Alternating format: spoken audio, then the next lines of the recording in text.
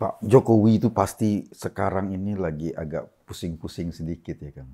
Memikirkan, kan sebentar lagi dia selesai, memikirkan bagaimana kelanjutan ini Indonesia ke depan, memikirkan bagaimana dia bisa selesai dengan tepuk tangan yang meriah dari masyarakat, kan pasti. Kalau itu enggak pusing. Gak pusing ya? Ya enggak pusing.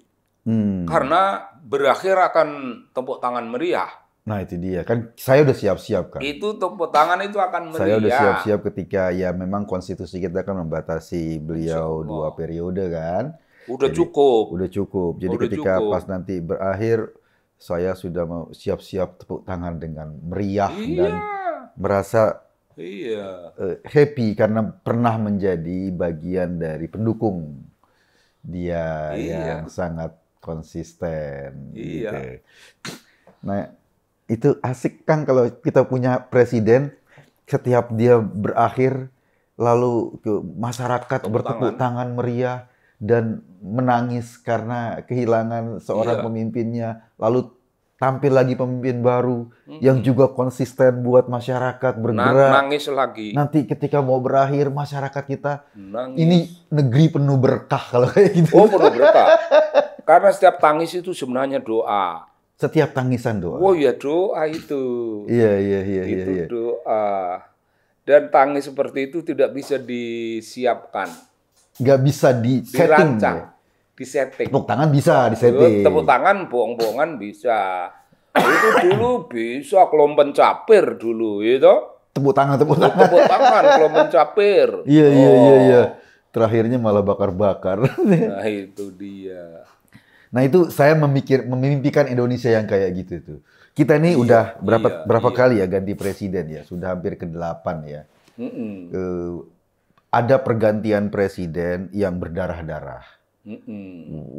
Masyarakat terpaksa tumpah darahnya untuk mengganti kekuasaan dari Pak Karno ke Pak Harto itu kan jutaan orang Indonesia itu berdarah itu. Tapi dari Bung Karno ke Pak Harto kan pergantian kekuasaan itu kan didahului dengan darah. Itu tidak karena penggantian Bung Karno. Oh bukan. Itu karena peristiwa. Ya kan kudeta. Maksudnya kudeta tersembunyi lah. Kenapa mengganti aja dengan cara begitu? Iya. Ya Bung Karno kan heran, Bung. Iya. Kenapa Harto ini nggak mau terus terang saja?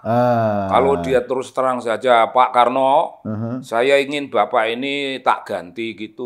Saya akan bilang, silakan.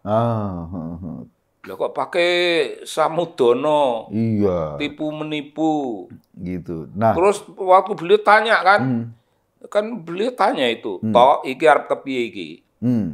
Saya Pak, saya mikul dhuwur mendem jero. Oh jero banget dipendem. Sampai masa yang panjang sekali, barisan Soekarnois, sep, diam. Mereka golongan nasionalis, cep, diam. Yo kalau enggak, dor ya. Soeharto kita nekat toh gue. Kalau orang enggak happy dalam hidup, meskipun berkuasa, dor. Tapi kalau orang itu happy masa hidupnya, dikasih sayangi sama ayah dan ibu, kakak-kakak sayang, rumah adalah tempat di mana kasih sayang itu diwujudkan. Orang itu happy, Bung, tidak nyamuk pun tidak akan ditepuk. Iya, tapi kita memang punya periodisasi sejarah di mana proses pergantian kekuasaan itu ya dari Pak Karno ke Pak Harto kayak gitu. Kemudian dari terakhir tuh dari Pak Harto ke reformasi kan juga berdarah. Harus ada bakar-bakaran. Oh, itu ada yang utangan, Bung. Itu ada yang kena karma. Oh. Kalau Harto kira-kira kena karma. Masa Bung Karno kena karma Belanda kan ya tidak mungkin ya. Beliau kan goyang-goyang Belanda, ada merdeka kita. Tidak mungkin Bung Karno kena karma Belanda, tidak mungkin. Tapi kalau kita ngelihat jauh itu suksesi di kerajaan, Bung. Di kerajaan juga lah. Kayak gitu, agak ada goro-goro terus gitu. Selalu. Nah terus dari Pak Harto, Pak Habibie ke waktu itu ke Gus Dur, Itu smooth sekali. Smooth. Ya memang ada protes-protes, gejolak-gejolak, tapi relatif lebih lancar lah. Oh, tapi Anda nggak merasakan langsung, itu Anda masih terlalu muda. Iya. Anda nggak ikut gondok. Apa itu? Gondok itu zaman itu. Gondok? Gondok kita, jengkel. Pergantian dari Pak Habibie ke Gus Dur? Apa? Ya, karena Pak Habibie itu sebenarnya tidak boleh. Dalam pikiran Pak Harto, dan dalam pikiran beberapa kalangan, itu rontok satu, dua-duanya rontok. Oh, harus rontok dua-duanya. Loh iya, dan Pak Harto sebenarnya mengharapkan Habibie itu rontok. Oh. Tapi Habibie ingin jadi presiden. Dan itu dulu, Bung, caranya meyakinkan orang Ijmi. Kan hadirnya Ijmi itu juga menjadi ketegangan yang menurut saya ngeri sekali. Iya. Ketegangan atas nama agama ya. Atas nama agama. Ngerinya apa? Nah, ini penting. Kalau you bukan anggota Ijmi, jangankan you mau jadi menteri atau dirjen sekjen. Oh ya? Jadi direktur aja kagak, Bung. Nggak bisa, jadi harus Ijmi dulu. Ya harus jadi Ijmi itu masa. Untung aku bukan cendekiawan, jadi. Aku bukan. Jadi nggak bisa masuk Ijmi. Aku nggak masuk situ. Iya, aku ingat itu kelakarnya Gus Dur waktu itu. Ini waktu itu Pak Kwi Kian Gi ya. Pak Kwi Kian Gi lagi resah karena nggak bisa masuk Ijmi. Enggak, kalau Gus Dur mah kebangetan itu. Ada lagi. Apa tuh? Nyi Roro Kidul sekarang udah jadi Ijmi, jadi agak aman katanya. Ya kayak gitu. Nah itu dari Pak Habibie ke Gus Dur. Dari Gus Dur ke Bu Mega, kalaupun waktu itu terjadi, saya nggak tahu namanya ya. Ketegangan, kudeta, entah apa saya nggak tahu, atau bukan kudeta lah ya. Enggak, kalau dari Mbak Mega bukan kudeta. Yang dari Gus Dur ke Mbak Mega. Tapi itu. Ya kan di Pak Amin Rais main-main di mana, di MPR, kemudian ada sidang umum dan lain-lain. Dan akhirnya mandatnya Gus Dur ditarik oleh MPR. Kalau itu emang direbut itu. Ya si Amin itu, karena Amin itu dulu dia yang nepsong menjadi presiden. Iya. Lalu kan namanya juga Amin ya. Bukan orang Solo, tapi kan ya paling tidak lama di Solo ya, bukan orang situ. Ngomong, wah ya kalau gitu Gus Dur bagaimana gitu. Gus Dur mah ya wes aku. Oh, ngomong nawarin presiden. Ya katanya kan begitu di antara poros tengah waktu itu ya. Poros. Nah, terus Pak Amin ditawarin. Ya kan dia yang paling nafsu itu menggiring suatu keadaan supaya Gus Dur ngomong Mas Amin gitu. Mas Amin aja gitu. Mas Amin enggak, Gus Dur meneng wae karena Gus Dur tahu bahwa dia akan jadi presiden. Tahu, Gus Dur itu akan jadi presiden itu tahu. Oh gitu. Jadi tahun 87 masih lama. Masih lama sekali ya. Masih lama tuh, Harto masih nepsong betul itu. Pak Harto masih jadi penguasa besar tuh ya. Gagah-gagahnya. Gus Dur itu mimpi Jakarta itu banjir darah. Ada karena huru-hara. Oke. Banjir darah. Dan Gus Dur melihat dari kejauhan di antara jenazah-jenazah yang bergelimpangan, itu ada satu yang bangun. Yang bangun itu berjalan ke PBNU. Minta perlindungan. Oke. Gus Dur bilang itu Pak Harto. Yang minta perlindungan itu. Nah, terus, tapi tafsirnya... Itu jangan diceritakan jauh sebelum... Oh, jauh sebelumnya. Oh iya? Gus Dur cerita, tapi Gus Dur dimarahi ada kiai tua. Man, ini berbahaya, jangan kau ceritakan. Gitu. Iya, itu saking anunya tuh, saking sayangnya. Tapi Gus Dur kan orang muda, revolusioner, progresif, ya. Seneng tuh itu. Kalau ada otoritarianisme itu berhenti, seneng. Iya. Dan dia bilang, ya nanti aku, gitu. Oh iya. Jadi, terus you tahu, saya mengantarkan orang gereja, mengantarkan orang Amerika, Bill Liddell, dosen. Dia tanya, kapan Gus Dur merasa ingin jadi presiden ya saat-saat itu aja. Padahal sudah lama. Lalu ini ada almarhum Bung Tony Waworuntu. Oke. Itu cerita ngantarkan teman-teman gereja. Aku nggak ikut. Teman-teman gereja di Eropa datang ke rumah Gus Dur. Jadi orang-orang gereja itu bertanya, Gus Dur. Itu Gus Dur sudah jadi presiden? Belum? Belum. Jauh. Orang gereja ini baru nanya. Iya. Gus Dur, siapa presiden sesudah ini? Oh. Ya sesudah Habibie toh. Would it be possible Megawati? No. No. Terus dibilang why? Megawati still a woman. Oh. Ya masih seorang perempuan. Maksudnya isu sebelumnya perempuan itu enggak boleh. Iya. Karena waktu itu kan dibangun isu itu kan. Oh iya. Terus Gus Dur bilang ya Megawati is still a woman gitu. What about Amin Rais? No. Amin Rais is peanuts. Oh gitu? Iya. Peanuts. Dan peanuts itu tangan yang ini. Terus orang itu pada nanya, so who will be your next president? The man you are talking to. The man you are talking to. Terus mereka bilang, are you serious gitu? Take your own conclusion. Gitu. Orang gereja itu bingung, apakah dia serius dan sebagainya. Tapi ketika masanya tiba dan Tony Waworuntu kagetlah itu. Oh. Gile betul ini, memang orang ini luar biasa. Oh iya. Itu kawan-kawannya aja, salah seorang kawannya itu namanya Muslim Turaman. Itu tidak percaya Gus Dur itu wali, tidak percaya. Lama sepanjang masa pergaulan kan panjang tuh. Iya. Gus Dur wali, dia nggak percaya pada kewalian. Nggak percaya? Mungkin Muhammadiyah nggak punya kewalian, kayak gitu-gitu. Nah, tapi waktu Gus Dur jadi presiden, barulah dia percaya. Dawa Meraharjo baru percaya Gus Dur itu wali ketika beliau jadi presiden. Kenapa? Ya selama itu enggak percaya.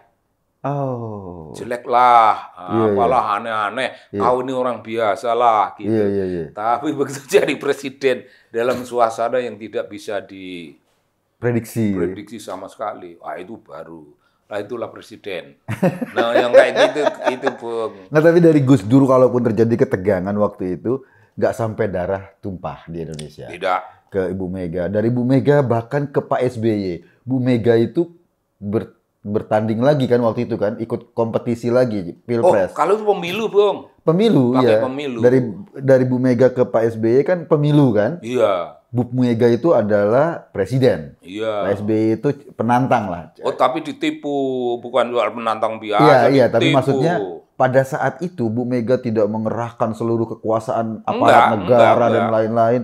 Dan setelah kalah dengan mengejutkan dan karena ditipu, tadinya tidak menduga dia mau jadi gitu. Nah, tapi kan akhirnya Bu Mega juga legowo. Ya, dia balik ke partainya jadi oposisi yang terhormat selama 10 tahun. Dan dikalahkan untuk 2 kali loh, Bung. Iya. Kalah untuk 2 kali. Jadi oposisi yang terhormat selama 10 tahun, lalu dari Pak SBY ke Pak Jokowi. Begitu juga kan suasananya. Nah, sekarang ini kan menjelang Pak Jokowi selesai, mudah-mudahan sih kita bisa kayak kemarin-kemarin itu melalui proses pergantian kekuasaan yang adem-adem. Smooth gitu. Kalau tidak ada aneh-anehan, gitu, ini lebih smooth. Ini jauh lebih smooth mestinya. Pertama karena Prabowo udah ditaleni, gitu. Iya. Sudah ditaleni sebagai. Ya, tapi memang kita pernah juga mengalami sih beberapa kali Pilpres ujungnya. Cuman mengalahkan 2 kali Prabowo itu kan ada bakar-bakaran, ada lumayan juga itu berdarah-darah juga sedikit ya, kalaupun sedikit di mana KPU itu kan. Dan Prabowo kan tidak kalah menurut dia karena sebelum apa-apa dia sudah menang. Iya, sudah sujud syukur, sudah menang. Iya. Siap presiden. Siap presiden. Iya. Nggak malu ya.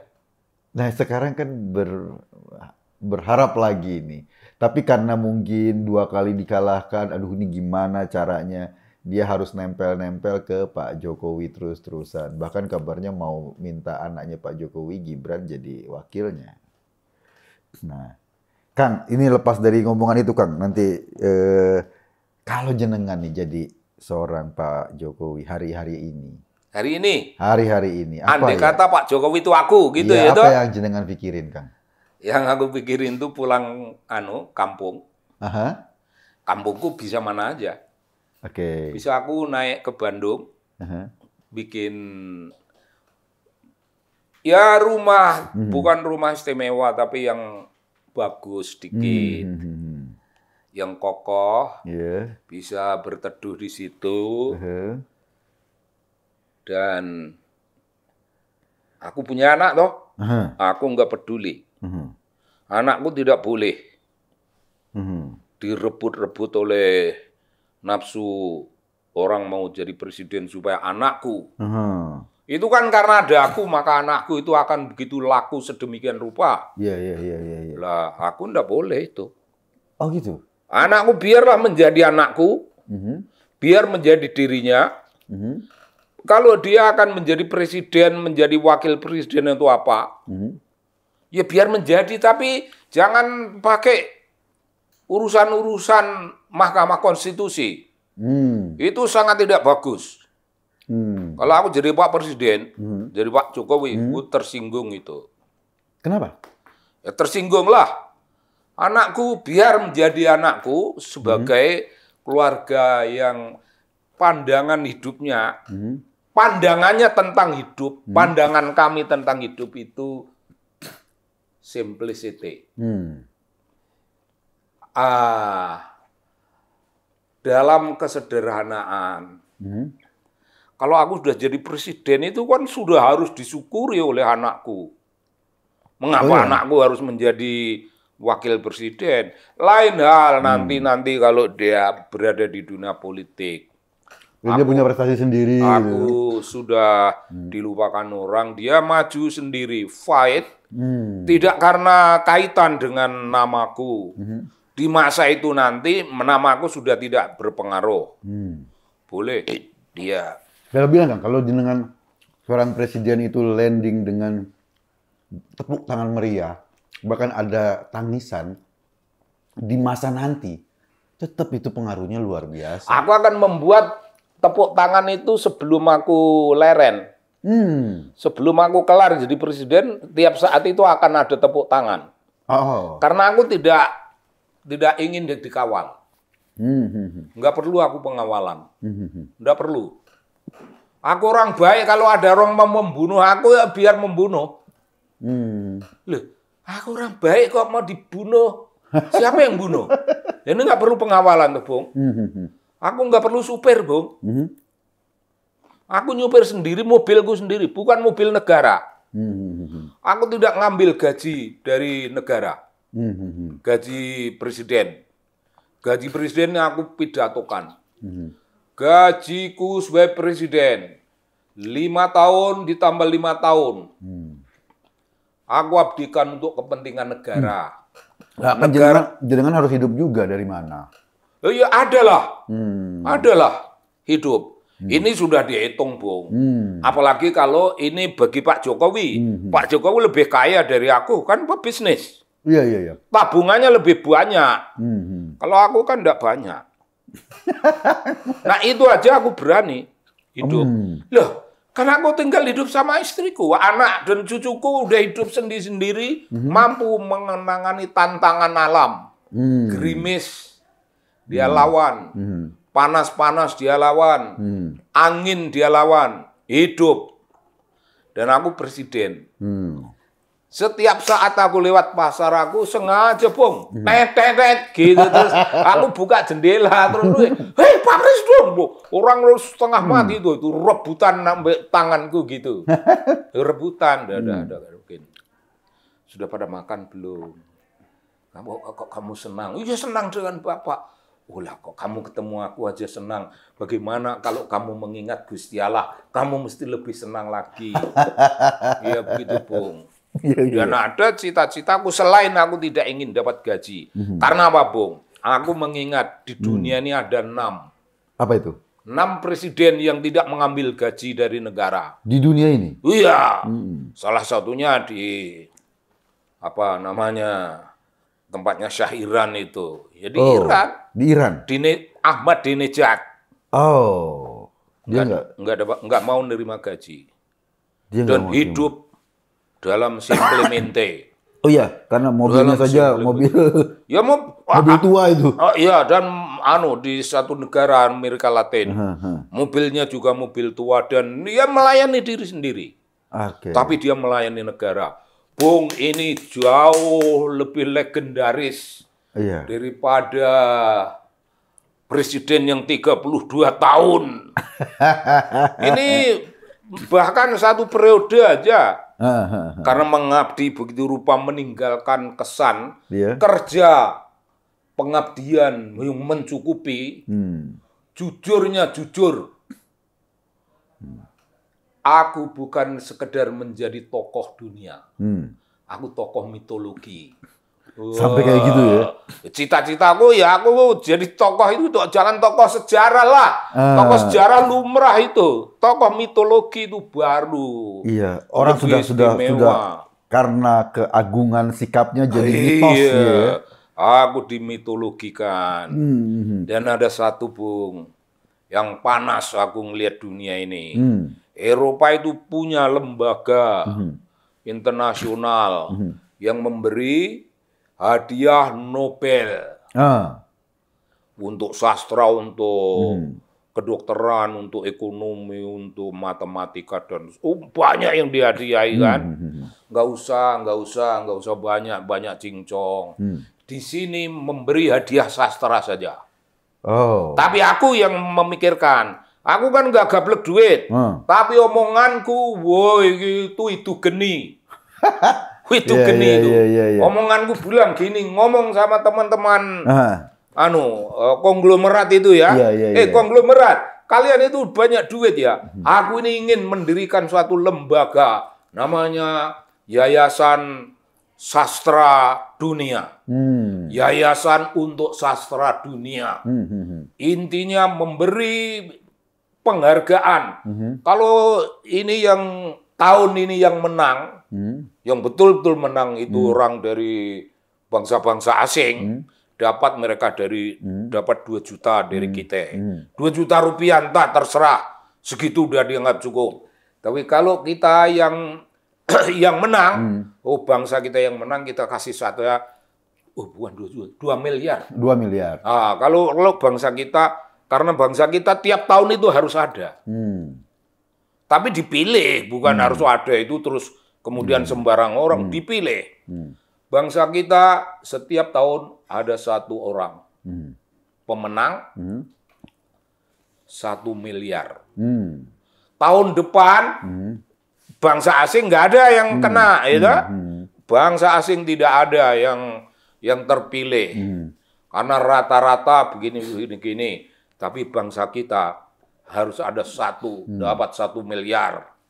1 miliar, terus menerus. Itu artinya kita mengangkat derajat bangsa kita, Bung. Ke tempat yang sangat tinggi. Bangsa kita itu bangsa yang membaca sastra, yang menyiapkan dirinya. Dan sastra isinya itu character building. Sastra itu intinya character building. Artinya kita membangun itu ya. Aku bangun itu. Sayang jenengan nggak dipikir oleh banyak orang. Duit itu bisa, Bung. Indonesia ini bukan negara melarat. Iya. Konglomeratnya banyak bisa membiayai itu. Dan itu artinya apa? Itu artinya sepanjang tahun bangsa kita dikenang oleh dunia. Sepanjang tahun. Maksudnya sepanjang tahun lagi, sepanjang tahun lagi. Terus menerus dikenang. Kecuali presidennya bagus, presidennya dikenang dunia, tapi ada mantan presiden yang mempunyai hadiah sejenis Nobel. Itu tingkat dunia, bukan tingkat Asia. Sayang jangan nggak jadi presiden. Itu dia,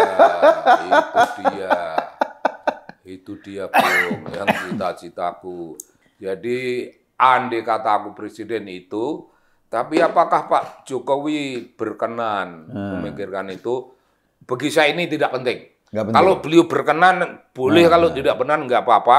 Tapi bagiku yang paling penting, beliau tidak boleh membuat dirinya berkenan, anaknya diserobot Prabowo. Kan ini dia diangkat-angkat kiri kanan supaya anaknya nanti jadi wakil presiden ini. Dia sebenarnya melayani kepentingan satu orang. Iya. Bagaimana, Bung? Kepentingan pribadi warga negara yang kedudukannya sama dengan aku. Sama. Oh iya, sama. Tapi aku disuruh mengguncangkan tata aturan undang-undang. Kenapa? Ya kalau memang aturannya nggak ada, janganlah. Iya. Wah, nanti ada orang gila lainnya, aku ingin jadi wali kota, tapi gua ingin begini dan begitu. Terus undang-undang dibikin.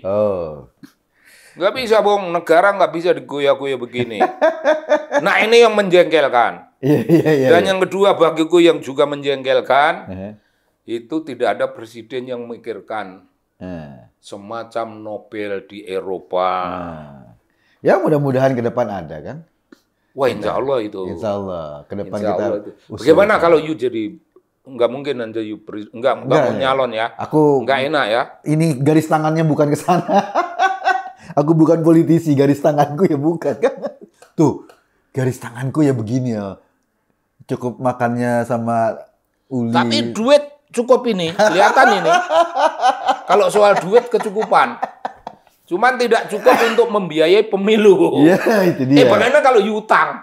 Oh enggak, jangan. Enggak bayar nanti, bertengkar. Yutang kalah, ditagih, bertengkar. Ya, janganlah. Aku gini-gini aja. Oke, makasih Kang. Kita diskusinya terusin minggu depan. Thank you. Thank you.